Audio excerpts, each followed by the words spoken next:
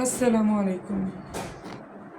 مختصر پورسر میں آج جو واقعہ سنانے جا رہی ہوں اس کا عنوان ہے دعا کی قبولیت۔ ابو عبداللہ مغربی رحمۃ اللہ علیہ فرماتے ہیں، میں نے رسول اللہ صلی اللہ علیہ وسلم کو خواب میں دیکھا اور آپ سے عرض کی، اے اللہ کے رسول، میری اللہ سے ایک حاجت ہے کہ اس وسیلے سے دعا کروں۔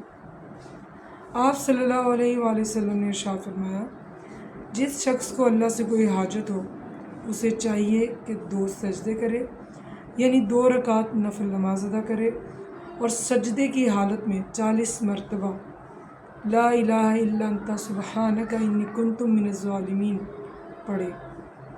ایک حدیث میں آتا ہے کہ کوئی مصیبت زدہ جب اس کو پڑھتا ہے تو اس کی مصیبت دور کر دی جاتی ہے۔ دوسری حدیث میں ہے، کبھی ایسا نہیں ہوا کہ کسی مسلمان نے کسی چیز کے لیے اس دعا کو پڑھا ہو اور اس کی دعا قبول نہ ہوئی۔